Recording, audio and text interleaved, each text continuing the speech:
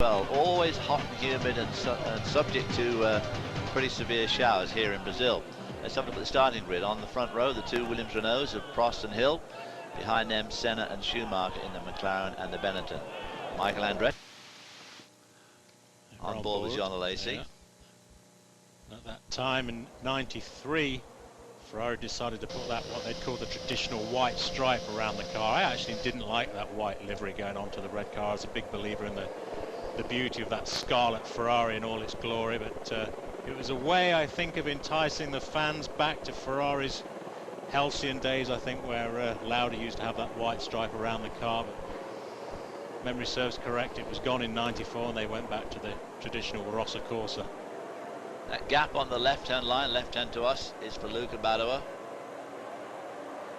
Right at the back there. Having to start at the back.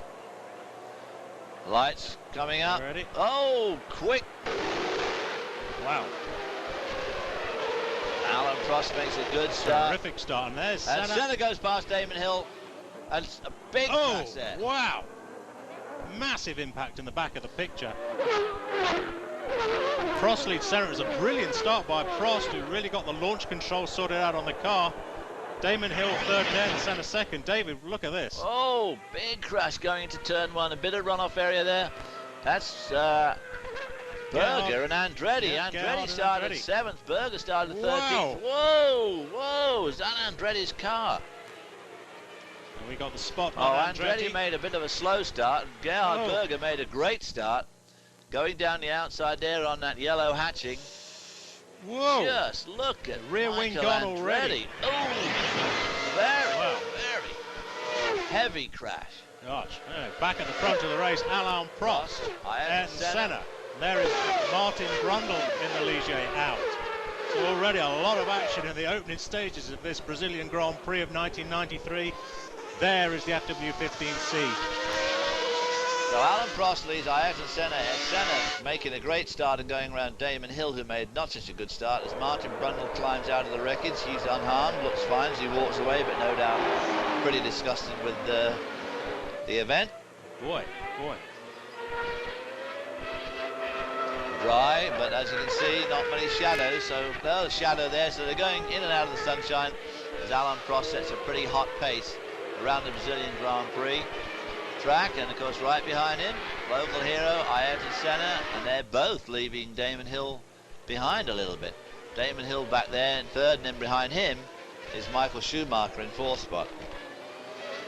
Yeah. Exactly where he qualified, of course. And for those that are wondering why Damon Hill was stuck with the 0 number on his car, by virtue of the fact that Nigel Mansell retired at the end of the '92 season as reigning world champion with the number 1 on the car. Of course, with Nigel Mansell not taking any part in the '93 proceedings, the number 1 car is not a feature of the season, so they had to come up with some way of numbering the car. So that's why Damon ended up with a 0 on his car. Because Alan Prost was given the choice, he said, I'm not going to go with a 0. Ooh, look at those clouds. Yeah. Well, we've seen this year on year, David, how those clouds form in Brazil, and those torrid downpours that can come at any stage through. Sometimes they dissipate again, sometimes they just go away again, but very often they lead to very heavy rain. There's, you see, the third and fourth, Damon Hill and Michael Schumacher still in the frame, not losing out much ground now. Prost and Senna pretty evenly matched, but Prost pulling away just a little bit. So as we watch the first 4 race around here in the 1993 Brazilian Grand Prix, we'll take a short break.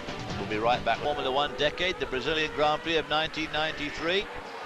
And Senna and Hill and Schumacher. Hill has closed up significantly on Ayrton Senna now and is battling it out for a second spot. Meanwhile, Alan Prost, the leader, is about 7 seconds down the road, but Senna now having his work really cut out to hold off young Damon Hill, and right behind them lurking is Schumacher. Now this is where the Renault engine probably should shine as they pull up this uphill, long run from that last corner to the start-finish line. It's a long way and it's very steeply uphill. Now, you watch the performance of the Renault engine here. Yeah. Damon Hill pulls up alongside him, but Senna's not going to give up. That gives Schumacher a bit of a chance to gain ground on Ayrton Senna Well, as this well. is a variation of what we're seeing in the first race in South Africa, isn't it? Where Schumacher's sort of at the back of the pack, just watching what's going off and learning. Good run there by Damon Hill as he came up the inside, and I thought that sometimes Senna made it very difficult for people, but he let him have a clean pass, so that was great. Yeah. So Damon Hill now runs second to his teammate Alan Prost. So Williams Renault is going to stranglehold on this race at the moment. First and second, Senna in the McLaren Ford, and right behind him Michael Schumacher in the Benetton Ford, and they're all a long way clear of the rest of the field. But keep your eye on the underside of the Williams chassis, particularly the other cars. Occasionally you just get a little spark come out from underneath, which is from the titanium skids mounted to the bottom of the gearbox. And what this is caused by is the Williams car lifting the ride height up and down as it goes along the straight, again playing with the aerodynamics underneath the car to destroy the downforce effect along the main straights. Then when you need the downforce back, the system will just drop the car by 2 or 3 mil, create the downforce back, get the diffuser to work, and then you'll see those little sparks start to come from underneath the gearbox skid.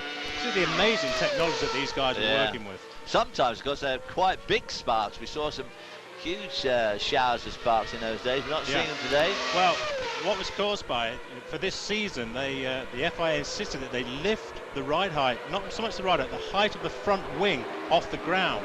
You see the gap between the front wing end plates and the track. I think it lifted up a little bit, and they had to have an air gap underneath. But you're right, David. In 90 and 91, 92, you see those huge showers of titanium sparks coming from underneath, caused by the front wing end plates. Now it's really down to the gearbox skids. So they raised them up 15 millimeters for the 1993 seed. Look at Schumacher all over Senna as they go through that very slow hairpin called Pinheiro and Laranja, the orange.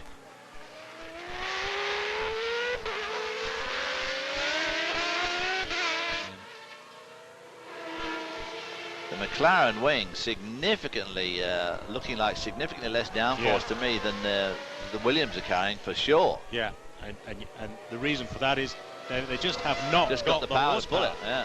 No, I mean this was really salad days as far as Renault were concerned. Huge amount of horsepower. They were undoubtedly the engine to have.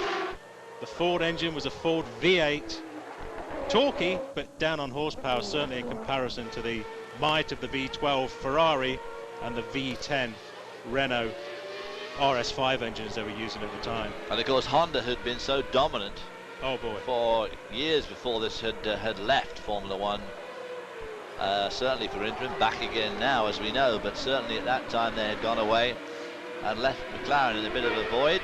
So as we watch this terrific battle for the third spot between Senna and Schumacher, we'll take a short break. We'll be right. Alan Prost still leads. Michael Schumacher 17 seconds behind in third spot. Damon Hill, of course, running in second spot between these two. Sun still shining on Alan Prost there as he comes over that very bumpy bit of track into this last very important left-hand double apex sweeper. Very high speed. As Steve alluded to earlier, pretty bank there really, but they really get some tremendous speed on up here, and it's a long uphill straight, and that looks like rain. Oh wow, it is rain, big time rain.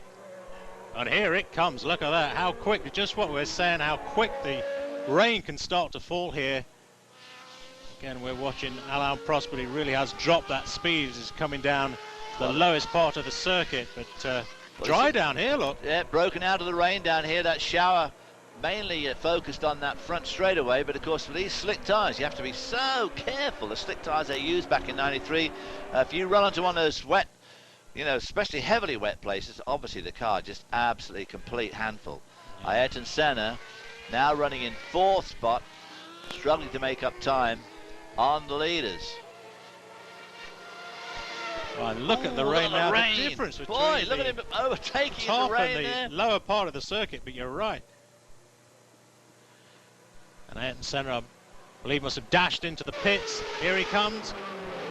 Well, of course, he would know the local conditions better than most people, and he can see those clouds lurking. They can see the clouds better than we can, actually, from the cockpit. They get a full 360-degree view of the sky, so he decided to put wets on. 6.9 seconds the pit stop for Ayrton Senna. Good but stop. Remember, the Williams, Prost Here he is, has not been into the pits. Alan And he Prost not stays out. really a particular lover of the rain either. But he stays out nevertheless, so he must think the weather's going to clear up. Well, as we saw earlier on down the lower part of the track, as you drop downhill here, it was dry down there. So whether or not that Williams team are banking on the rain just being a flash shower and will clear up. See, as he goes through exits that Damon Hill, his teammates decided he is going to come in for some wets. Raining very heavily in that pit area and on the pit straight. Big drops, you can see it there. Heavy tropical downpour. They're all Damon getting Hill ready pulled now. in from second spot. Prost still on those slick tyres, of And course. it's getting wetter more on more parts of the track now. It's following him around somewhat, so maybe Alan Prost will decide that he really has got to stop for some wet tyres soon, because it's wet pretty much everywhere now. It is. Oh, it's absolutely pouring down there. Because even those slick tyres, when they get a lot of heat in them, it's amazing how well they do grip. Here's Michael Schumacher. I don't believe he's stopped yet. And again, we talk about the FW15 and what it could do. Oh dear, there's a big crash. That's Aguri Suzuki in the footwork. Mugen car. And that was Safety on car. the front stretch. But of course, the front straight here is a bit of a misnomer, because as you come onto it, it's really, my goodness me, scattered all across the track. Ukyo Katayama also out. There's Aguri Suzuki's. So they're bringing out the safety car. Look at that rain now. Absolute downpour. And Alan Prost has still stayed out on slick tyres. It's raining incredibly hard. Well, there you see Whoa! a lot of standing water around the main straight. Well, and there is Prost. There. Alan Prost gambling just way too much. Boy. Oh, the crowd obviously loving that. That's Christian Fittipaldi. You see the another Minardi there, local drivers. stranded there, right in the middle of the screen. So whether or not they've had it coming together, let's have a look what happens here. Here's a replay. Here's Prost, David. Christian Fittipaldi spinning to turn one, and Prost already spinning before he sees Christian Fittipaldi, slides right by him, just tags the car, rips the nose off the Williams. But obviously, at a situation like that, I mean, even on the wet tyres, you would aquaplane on conditions as bad as that. There's Ayrton Senna's heart rate, look, 192, the pulse rate. I'm not surprised. Come back to a wet Brazilian Grand Prix of 1993. Michael Andretti being taken away in the helicopter to be observed at the hospital. We know that he'll be okay, but there was an absolutely hellacious crash that he had on the opening lap when Gerhard Berger tagged him. Certainly was. Michael made a bad start. Gerhard Berger made a great start. Well. Green flag out. The Fiat Tempura pulls off. Not exactly the pace cars we know it today, which is the AMG Mercedes with about 500 horsepower. The old Fiat here with about 55 horsepower. Track still very wet on the front straight, where Alan Prost has just spun out of the lead. Wow, the power of those engines. Look at the spray everywhere too. The guys at the back got to go. So Damon Hill leads Senna. And Derek Warwick, a lap car right behind them, Michael Schumacher. Now, in spite of the Michael Schumacher gets around. No, he doesn't get around him.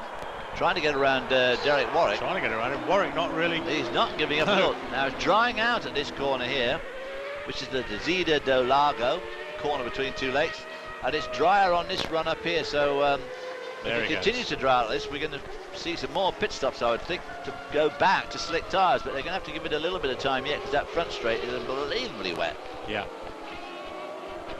What you have to do now, the team's perspective, is just keep watching those lap times and see the performance of the wet tyres start to drop off. And once you start to get to a point where you think, well, maybe we should go on to dry tyres, consult with the driver, David, and see how confident he is. When bits of rubber start flying by your ear, you know that the front tyres are going off. See, it's very dry over here. This is one of the fastest corners here, so this is the sort of corner that play havoc on those wet weather tyres, but they're just right about here. It gets incredibly wet. Goes from dry to absolutely soaking wet. That's it, look at it here, yeah, as you come onto the main straight, night and day difference. Damon Hill acquitting himself well here, holding off the vastly more experienced and faster driver Senna, again showing the incredible perfection of that chassis of the Williams. Yeah, absolutely. The Williams Renault. The Renault 2 was a very drivable engine.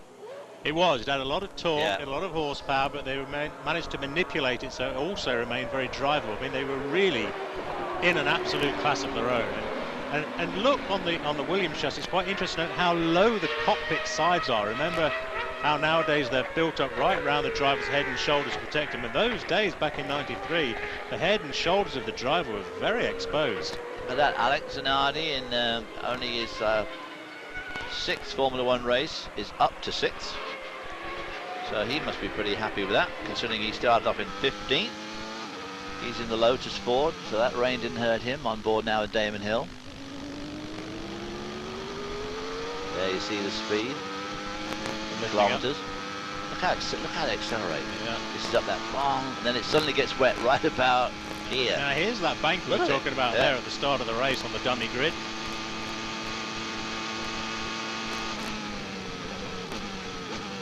Break into a very wet turn 1. Yeah, the whole body language of that car. Oh, Senna's in. Is he going to put dries? Boy, well, that's a brave boy, because there's quite a bit of dry track, but where it is wet, it's very wet. Michael Schumacher is also in the pits. well, that's a brave move by McLaren, but if anybody can do it, if anybody can drive the car, it's that man right there, Ayrton Senna. Slow stop there for Michael Schumacher. On the dry tyres tyres as well. Boy, just look at that pit lane. That must be very difficult on cold slicks. So Damon Hill is now leading from John Alesi, and Senna is 3rd after the pit stop. So they had pulled out a long way on the rest of the field. And this is why Senna changed. You see, it's very dry on this side of the hill. It's absolutely night and day difference. It's bone dry here, but where it's wet, it's very wet. So you're still taking a bit of a risk on the on those slick tyres. I think this is the corner that Senna's counting on. This last double apex left-hander, very fast. You've got to get the power down well here, and those wet tyres always squirm around a bit on those fastest corners. Like right here, those wet tyres will be squirming around big time. I don't know. You always say that. And Hill's pitted too. He's no doubt been told by his guys, the guys in contention. There's John Alesi now leading in the Ferrari. We saw him being passed earlier on for 5th spot by JJ later, but after the rain and the tyre changes, Alesi now leads in the Ferrari. Damon Hill pit stop. He puts the slicks on. Not a good time. Just over 6 seconds. Again, got to be pretty careful going down the pit lane there.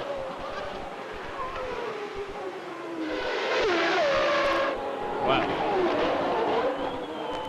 It's Philippe Alliot in the background there at Ayrton Senna. And here goes comes out to the Damon McLaren Hill. Ford. So, Yes. John Alesi leading the race.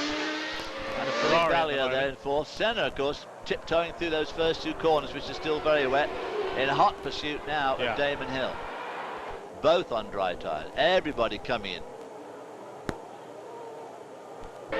Michael Schumacher, we saw the back of the Benetton going down into a stop-go penalty. There is the pass from boy, oh boy.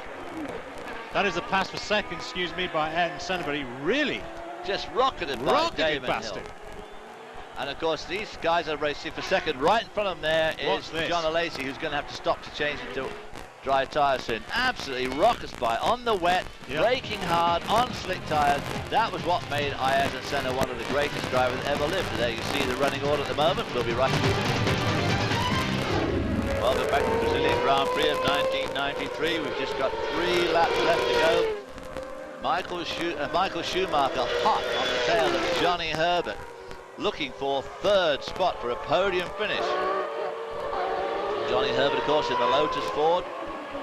Michael Schumacher, the Benetton Ford. pounds him through turns 1, 2, 3, out onto that back straight, coming down to a good overtaking spot at the end of this straight. Tucks in under the wing, going to draft him. Johnny Herbert making life difficult, but Michael Schumacher right to the inside. Johnny Herbert tries to keep him off, but no avail. Michael Schumacher, not to be denied, goes wide, and Herbert goes by again. Wow. Michael Schumacher thinking, oh. Yeah, and I can't remember that Lotus Ford chassis being any sort of match for the active suspension Benetton car, even if it was the 92 chassis they were using at this time. Very surprised. Great driving there from Johnny Herbert. Michael Schumacher did the classic, just outbraked himself slightly, went wide, lost momentum, and Johnny Herbert picked up the place again. But look at this, side by side, some really great driving here from both Herbert Very and impressive. Schumacher. Of course, that was a big deal for Lotus. They haven't been on the podium since 1988, so Lotus desperately keen to take that third spot. Ayrton Senna leading in front of the home crowd. If Alan Prost hadn't made the fatal mistake of trying to stay out too long on his tyres, which apparently was a snafu on his radio. He thought he'd been told not to come in because Patrese was in, but that was wrong. Here we see that battle for third again, up to the... Oh! Schumacher passed him on the outside going into turn 1. That threw Johnny Herbert a curve ball. Wasn't expecting that at all. Having got by him, Michael Schumacher starts to pull away. Well, again, that's the relative performance difference between the cars, isn't it? But that pass earlier on in the retake, that was great driving by Johnny Herbert. Car of Schumacher's twisting around there. Yeah. Senna coming up for the last lap. Crowd going absolutely wild. You notice earlier on in the McLaren here in Brazil is not running those barge boards. The barge boards that we saw at the race in South Africa, that was a new introduction by the McLaren team, are not being used at Interlagos, so they're still playing around, very much learning how those pieces work. But this is a great final lap here. Hand up from Ayrton Senna to acknowledge the crowd and listen to the crowd, Dave. Boy, wavy, that's always a risky thing to do, as Nigel Mansell found out in Canada in 1991, just 2 years ago. Inadvertently strips the engine off. Crowd going absolutely burlesque. Their hero. Their new hero, Rubens Barrichello, their current hero, was out of this race very early on, looking very dejected. Well, still to win the waving to Grand the crowd Prix. there, Waving forward. And if Ayrton Senna does cross the finish line, it will be McLaren International's 100th Grand Prix victory. So Ayrton Senna going around the last two corners here, coming out onto that long, wide, uphill straight, waving now to the crowd. Crowd going absolutely nuts. Checkered flag man is ready. Ayrton Senna's just a few hundred yards short of the checkered flag. Here is the flag. Here he comes. And here is Senna for that 100th win for McLaren International, as you so rightly said. Terrific record for McLaren. Great result for McLaren, and that is Ayrton Senna's second Brazilian Grand Prix victory. And he's after the flag, that's what he wants. It's always part of the tradition when Ayrton Senna was to win a race, he'd grab hold of a flag. Oftentimes, David, he'd keep a flag inside the cockpit, strapped inside there. The mechanics would tape one inside for it, but this time, well, great result for the team. Great result for Cosworth as well, of course. Very good result. Stops again. Whoa! Nearly collects Damon Hill there. And Johnny Herbert, I think that was in the Lotus, just going by. Better quality flag. Now there's the shot. How many times have we seen that photograph? What a brilliant sight. Well, Senna was such an emotional man. Third place there goes to Johnny Herbert. That was to Michael Schumacher, and Johnny Herbert right behind him in form. Well, there it is. And look at the crowd, something that you just do not see nowadays, of course. Very strict regulations of crowd control around the circuits, because it ain't very wise to go on a circuit when you've got 200-mile-an-hour Grand Prix cars, even if they're on a slowdown lap, quite frankly. No, there's a lot of people out there now, all jumping over that fence. Senna cruising along. Where's his flag gone? He seems to be slowing up even more. There goes Michael Schumacher. Wow. Crowd now really flooding onto the track. They were, what days. Now they've got to be careful here, because it doesn't take much to break someone's leg. One of those wheels runs over it. Yeah, you can see the reason right there why they had to come up with better crowd control. It's like watching the rally. There's John O'Lacey in the picture there. He was ultimately to finish 8th. Well, so that's brought him to a halt. he ain't out going on the anywhere track. now. So as the crowd go absolutely mad around their hero, Ayrton Senna, winner of the 1993 race from Brazil, we'll take a short break and we'll be right back with Le One Decade as a wildly enthusiastic Brazilian crowd salute the victory of their man Ayrton Senna. Let's see what he and the other two have to say about their race. Oh, this is a good one. It's one of my best, and of course your last one is always the one that you feel most. I think when I won here in 91 was a tremendous feeling, and today again it's different, it's not the same. 91 was my first victory in Brazil, and I had also then tremendous big problems. Today I didn't have a fast enough car to keep up with the Williams, but my car was running trouble-free all the way in the race, so it's a great result. And to see the crowd there, it's something that you have to experience. Unfortunately, the car was quite good on the damp track, and I managed to pull out a gap. And